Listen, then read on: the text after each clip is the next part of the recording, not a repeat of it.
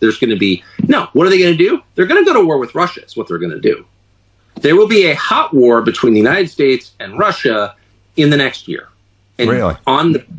Yes, of course. They want it anyway. I don't think we'll win it, but that's a separate analysis. But I think it's a political matter. They need to declare war footing in order to assume war powers in order to win. I believe that. And I think the evidence suggests that's true. So if you're worried about our politics getting like even more vicious than it already is, and people being hurt in our politics, which is entirely possible, you should be worried about the prospect of an open war. We're already at war with Russia, of course. We're funding their enemies. So we're fighting Russia. But I mean, an open battle with Russia where we say we're at war with Russia.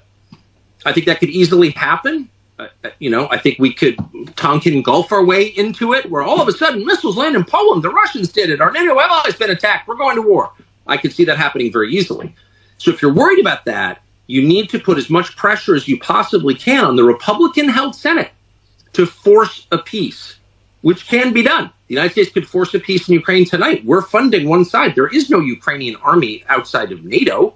If NATO withdrew its support for Ukraine, Ukraine would crumble in a day. So we are the only power in the world that can bring both sides to the table to force a peace, which will be unsatisfactory as all forced peaces are. Like each side will give more than it wants, but that's the only option. Otherwise, I would bet my house on it.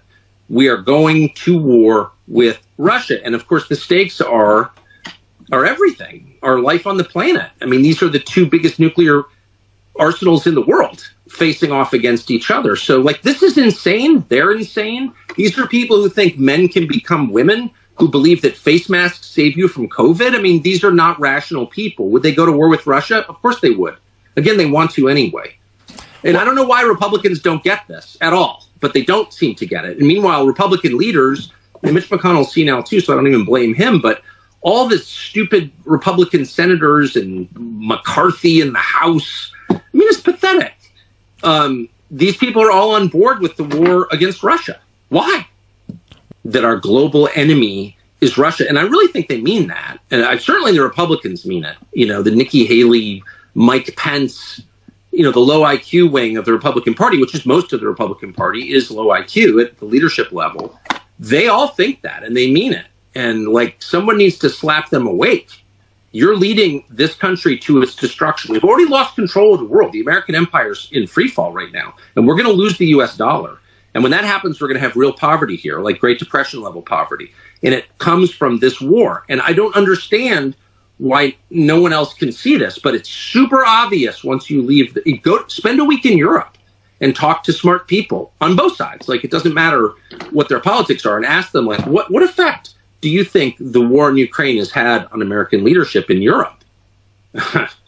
Dude. And by the way, Western Europe is our only reliable ally in the world. We only have one real ally, and that's Western Europe. And Western Europe is being destroyed by this. The German economy was crushed when the Biden administration blew up Nord Stream. I know nobody cares, but if you think like long term about this, they're really kicking the legs out from under this country in a way that is not possible to repair, at least in the short term.